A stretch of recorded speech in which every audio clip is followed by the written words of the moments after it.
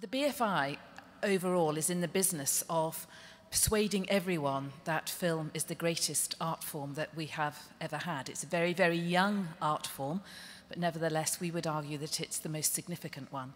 And one of the activities that we do is that we look after the BFI National Film Archive. It's not actually our archive, it belongs to you, and it's our great pleasure to look after it and make it accessible in a way that captures the hearts and minds of everyone.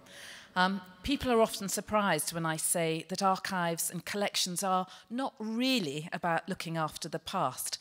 They're much more about looking after the future, because it's the archives that inspire the audiences of the future and also inspire the filmmakers of the future. And our job is to make sure that these archives and these films are around for a very, very long time, so that our children and our grandchildren and our great-grandchildren can really, really understand the wonder that is film. 3 years ago, a lot of us, I assume, were in this cinema when we premiered the BFI's restoration of The Great White Silence, which is Herbert Ponting's pretty amazing film of Scott's expedition to Antarctica. Tonight we're off to a very different part of the world, just as extreme, but to the world's highest mountain, but very different, brutal, snowy conditions. And we're going in the company of a group of quite truly extraordinary men. And they're the men who formed the third British expedition, whose aim was to conquer Mount Everest. The Epic of Everest is the official film record of that attempt. But what makes it so exceptional is not so much that its brilliant director, Captain Noel, captures it as a kind of record of film, but that he did so with such amazing artistry and also humanity. It is the real work of a cinema poet, and I think it's important we remember that so much about the art of documentary. The way in which Captain Noel kind of formed the images that you're going to see tonight and kind of framed them have really shaped the way in which so many people have come to understand more about this famous expedition.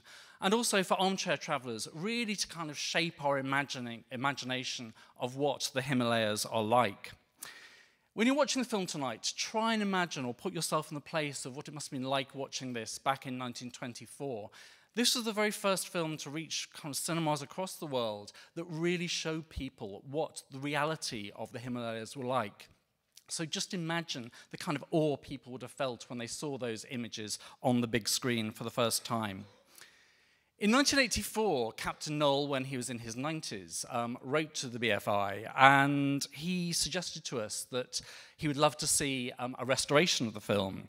And he said that the restoration would be a sort of maximum attainment in my life. I'm sorry it's taken us quite so long to achieve that maximum attainment, but for a very good reason. The kind of restoration techniques we had up until very recently simply couldn't enable us to make a very significant transformation to the picture.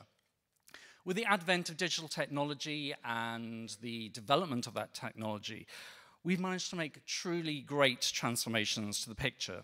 The restoration, I have to say, was pretty much an epic undertaking in its own right. It's taken us over a year to complete, and the restoration of 20 people from both the BFI and our colleagues at Deluxe Digital had to scan and digitally restore almost 10,000 feet of very fragile nitrate film. On top of this, we've had to restore 118 individual intertitles in the film and reconstruct them almost from scratch.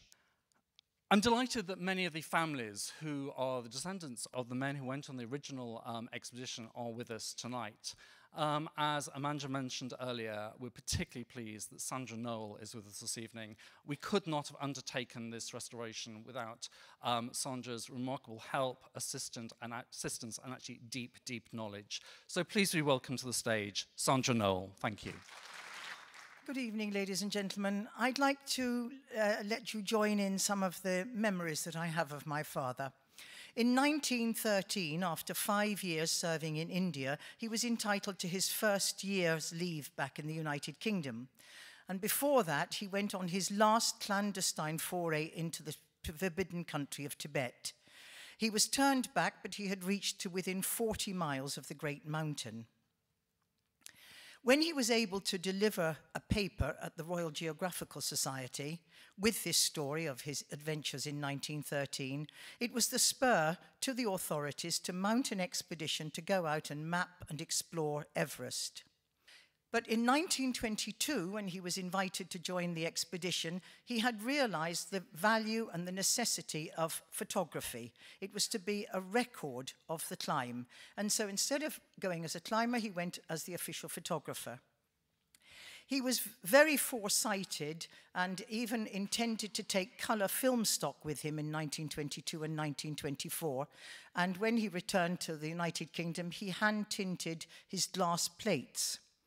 He was indeed an entrepreneur, often considered by his colleagues to be a crank and eccentric, but these words never bothered him.